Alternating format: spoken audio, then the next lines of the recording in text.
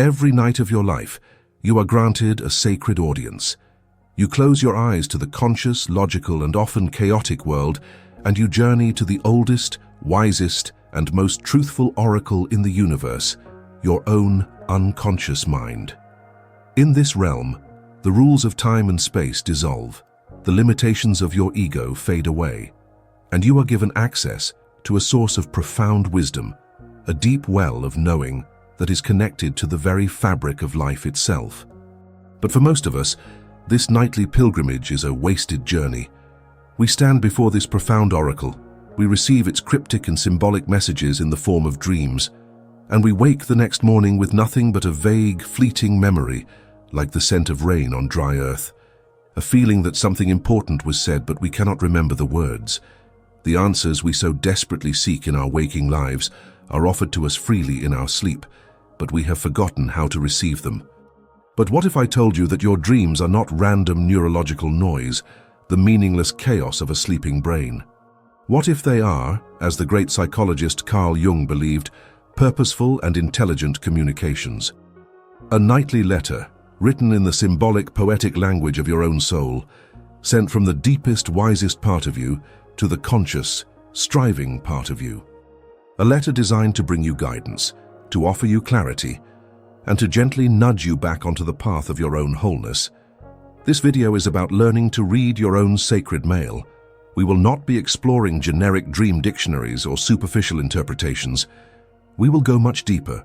We will reveal a secret night ritual, a practice based directly on the techniques Carl Jung himself used to create a conscious dialogue with the unconscious. You will learn how to prepare your mind before you sleep, how to plant a specific intentional question in the fertile soil of your psyche, and how to attune your awareness to receive the answer that will inevitably come. This is not a lesson in how to interpret dreams. It is a lesson in how to have a conversation with your own soul. To understand the power of this ritual, we must first abandon our modern, dismissive view of dreams. For Carl Jung, dreams were not the random, chaotic byproduct of a sleeping brain. They were the single most important and reliable source of communication between our conscious ego and the deep, divine intelligence of the self. To put it simply, Jung believed that every dream is a nightly letter from your soul. Let us deconstruct this profound idea. Your conscious mind, your ego, is the part of you that navigates your waking life. It makes decisions, it sets goals, it interacts with the world. But the ego, by its very nature, is a limited and often one-sided ruler. It can become too logical, too rigid, too focused on the external world, and it can lose touch with the deeper needs of the soul. The self, in Jungian psychology, is the totality of your being. It is the wise, organizing center of your entire psyche, the part of you that is connected to the timeless wisdom of the collective unconscious. The self's primary goal is wholeness, balance. And when it sees that your conscious ego has become dangerously imbalanced, too arrogant, too fearful, too one-sided, it will attempt to correct this imbalance. The dream is its primary tool for doing so. This is what Jung called the compensatory function of dreams. The dream is the self's attempt to show the ego what it is not seeing. It is a nightly course correction, a gentle and sometimes not so gentle nudge back toward the path of your own wholeness. If your conscious life has become too rational and controlled, your dreams might be filled with wild, chaotic, and intensely emotional scenarios. This is your soul sending you a letter that says, you are neglecting the world of feeling, of eros. You must bring this back into balance. If you are consciously ignoring a painful truth in your life, your dreams may become repetitive nightmares, presenting you with the same frightening scenario over and over again. This is not your psyche torturing you. This is your soul sending an urgent registered letter saying, there is a danger you are refusing to see. You must pay attention to this. The problem is that this nightly letter is not written in our logical, everyday language. The unconscious does not speak in prose, it speaks in poetry. It speaks the ancient symbolic language of images, of metaphors, of feelings. It is like an ambassador from a foreign and ancient land, your unconscious, trying to communicate with a modern, literal-minded king, your ego. The ambassador cannot use the king's language, so it must use pictures, allegories, and powerful, emotionally charged symbols. The purpose of the ritual we will learn is to create the conditions to receive this letter with a new reverence. It is about learning to tell your ego, the busy king, to be quiet for a moment, to sit down, and to have the humility to listen to the strange and beautiful language of the ambassador from the soul. For in that nightly letter, in those cryptic and beautiful symbols, lie the answers to the very questions your conscious mind has been unable to solve. If our souls are sending us these profound and wise letters every single night, then why does the oracle of our own inner world seem so silent? Why do we wake up with nothing but the faintest, most frustrating wisp of a memory, or with a chaotic jumble of images that seem like complete and utter nonsense? The reason for most of us in the modern world is simple. We are terrible hosts. We have created an inner environment that is profoundly inhospitable to the subtle and sacred messages of the soul. We are asking a wise and ancient ambassador to deliver a crucial message, but we are asking her to deliver it in the middle of a loud, chaotic, and distracting marketplace. The primary mistake, the one that makes the oracle seem silent, is that we enter the sacred space of sleep with a noisy mind. Think of your conscious mind as the listening room for the soul's nightly broadcast. For the broadcast to be heard clearly, the room must be quiet. But for most of us, we do not quiet the room before sleep. We make it as loud as possible. In the final, crucial minutes before we fall asleep, we flood our minds with the most stimulating and anxiety-inducing information of the day. We scroll through the curated highlight reels of other people's lives on social media, a practice that is almost scientifically designed to trigger feelings of comparison and inadequacy. We watch the news, flooding our nervous systems with stories of fear, conflict, and chaos. We have intense, unresolved conversations with our partners. Or we lie in the dark, mentally rehearsing our to-do list for the next day, a practice that keeps our brain firmly in the high-alert, problem-solving state of beta brainwaves.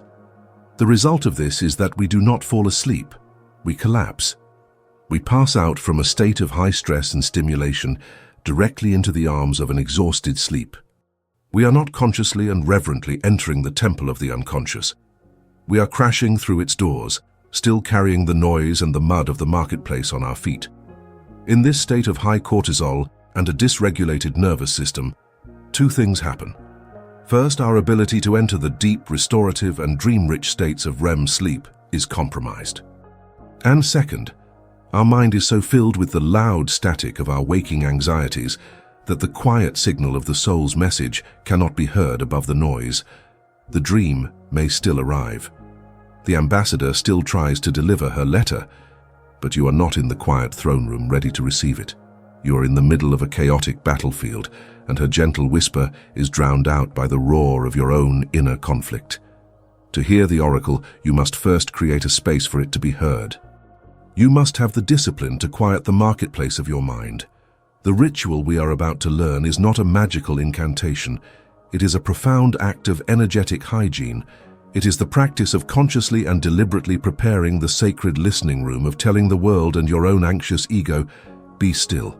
The soul is about to speak." The ritual to open this sacred dialogue is a practice of conscious intention. It is not complex, but it requires your full presence. It is a sequence of 3 steps to be performed in the final 15 minutes of your day, after you have put your phone away and the world has gone quiet. Think of these steps as 3 gates you must pass through to enter the temple of your unconscious. We call it the ritual of the 3 gates. First, the gate of release, the emptying. The first gate is where you leave the mud and the noise of the marketplace behind. You must first empty the listening room of your mind before the oracle can speak. You will need a journal and a pen. For 5 to 7 minutes, you will perform what is known as a brain dump. You will write, without censorship, every single worry, every to-do list item, every unresolved conversation, every fleeting anxiety that is currently taking up space in your mind. Do not try to make it neat or organized. This is not a letter. It is an act of release. Let the ink bleed with your frustrations. Fill the page with the chaos until your mind begins to feel a little more quiet, a little more spacious. This is a profound act of cognitive offloading. You are telling your conscious mind, I have honored your worries. They are now safely on this page. You are released from your duty for the night. You may rest. Second, the gate of the question, the planting. Now that you have cleared the space, you will pass through the second gate. On a fresh page of your journal, you will plant the seed of your intention. You must formulate a single, clear and open-ended question for your soul. A good question is not a yes or no question. It is not, should I leave my job? A better question is, what is the next step I must take for the highest good of my career? A good question is not, does he love me? A better question is, what do I need to understand about this connection right now? Formulate your question with sincerity. It should be the one that truly weighs on your heart. Write it down slowly and with intention. As you write, feel that you are not just writing a sentence. You are planting a sacred seed in the deep, fertile soil of your unconscious mind. You are giving the vast associative intelligence of your psyche a clear and focused search query. Some powerful questions you might ask: what is the next step on my path to healing? What is the quality within myself that I most need to embrace right now? Show me the truth of this situation that my ego is afraid to see. Once the question is written, close the journal. Your conscious work is done. Third, the gate of receptivity, the listening. This is the final and most important gate. Turn off the lights. Get into your bed. Find a comfortable position. You will now spend just 5 minutes in a state of quiet, receptive listening. Your goal here is not to find the answer. Your goal is to create the perfect state of silence for the answer to find you. This is a practice of shifting your brain waves, of moving from the active thinking beta state to the calm, receptive alpha and theta states, where the veil between the conscious and unconscious mind is at its thinnest. Close your eyes.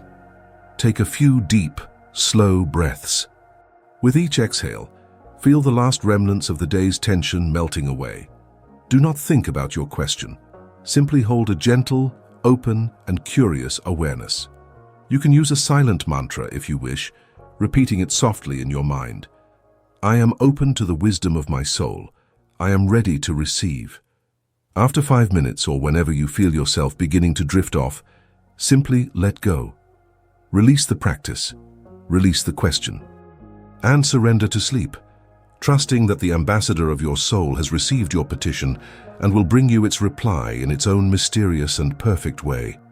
Once you have performed the ritual of the 3 gates, you have sent your sacred petition into the deep well of your own unconscious. Now you must learn how to listen for the reply, and this requires a profound shift in your expectation. Your ego, the logical CEO of your mind, expects the answer to arrive like a corporate memo, a clear, concise, and logical sentence. But the soul does not communicate in memos. It communicates in poetry, in music, in art. The answer you seek will almost never be a direct, literal sentence spoken in a dream. It will arrive in the native language of the unconscious, a language of symbols, of feelings, and of meaningful coincidence. Think of the answer as a message in a bottle that has washed up on the shore of your consciousness. The message inside is not a typed letter. It might be a strange map, a beautiful feather, or a single cryptic word. Your job is not to understand it instantly, but to hold it with curiosity and to allow its meaning to unfold. There are 3 primary ways the answer will present itself. First, through direct symbols in the dream. Your dream may not replay your exact problem, but it will present you with a symbolic representation of it. Pay attention to images that are recurring, that are emotionally charged, or that simply feel important. It could be an image of a locked door, a rising tide, a sick plant, a key. The key to interpretation is to understand that these symbols are personal. A dream dictionary can be a starting point, but the true meaning is always unique to you. You must ask yourself not, what does a key mean in a dream, but what does a key mean to me? Does it represent an opportunity, a secret, a way out? Your personal association is the first clue to decoding the letter from your soul. Second, through the emotional tone of the dream. Often the most important part of the dream is not the plot, but the feeling. You may have a dream with a strange and nonsensical series of events, but you wake up with a profound and undeniable feeling of peace, or of grief, or of liberation. The feeling is the message. If you asked your soul about a difficult relationship, and you have a dream about escaping a collapsing building, and you wake up feeling a sense of profound relief and freedom, your soul has given you its answer. It has allowed you to try on the feeling of the correct path. Trust the emotional tone of your dreams even more than you trust the literal events within them. Third, and most mysteriously, through synchronicities in the waking world.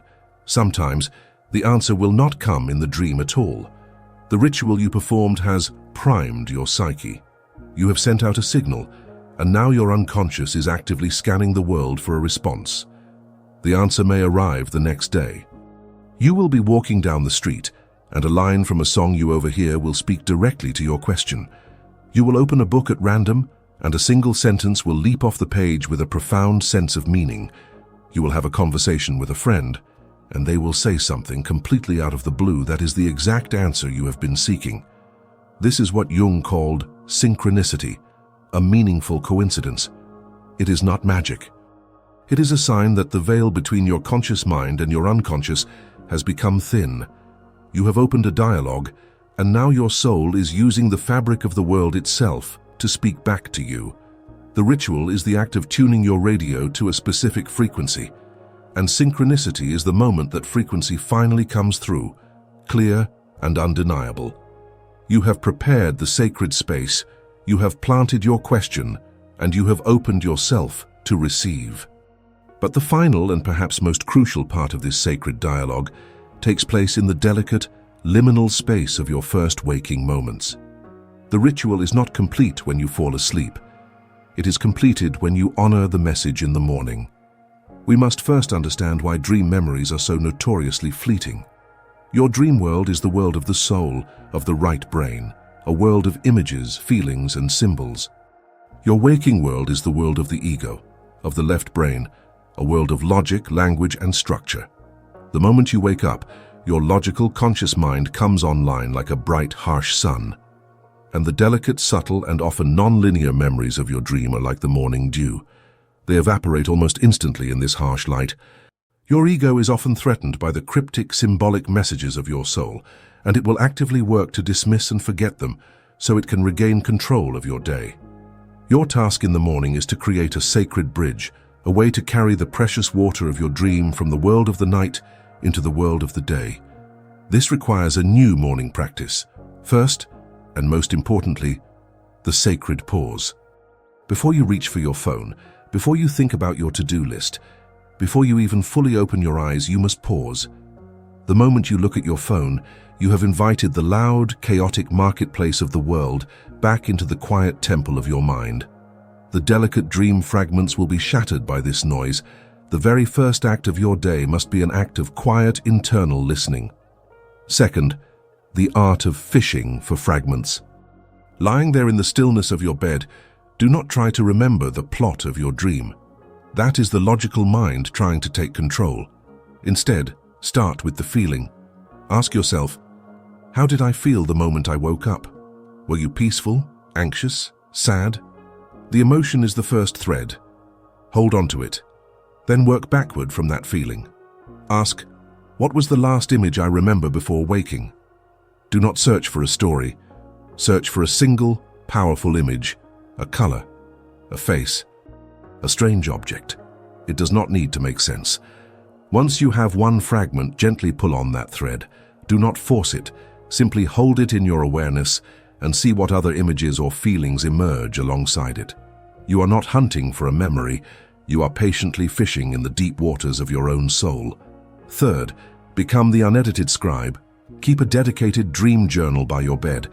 Immediately after your moment of quiet fishing, before you do anything else, you must write. Write down everything, every fragment, every feeling, every strange, nonsensical image. A single word that is echoing in your mind, a color, a sound. The most important rule here is no censorship. Your ego will immediately try to dismiss what you remember. It will say, that was just a stupid random dream, it doesn't mean anything. You must ignore this voice. In this practice, you are not the critic, you are the faithful scribe. Your job is to simply and accurately record the letter your soul has sent you, whether you understand its language or not. By consistently honoring your dreams in this way, by giving them a physical home in your journal, you are sending a powerful message back to your unconscious. You are saying, I am listening. What you have to say is important to me. Over time, as you build this relationship of trust, your unconscious will begin to speak more clearly. Your dreams will become more vivid, more memorable, and their messages will become more and more apparent. You have reopened a channel of communication that has been dormant for far too long. We began this journey feeling as though the answers to our deepest questions were somewhere outside of ourselves, hidden in the advice of others or in the unpredictable signs of the universe. We stood as hopeful petitioners before a silent oracle, unaware that the oracle we sought was, in fact, the very ground upon which we stood. We have learned the profound Jungian truth that our dreams are not chaos, but a nightly letter from the soul.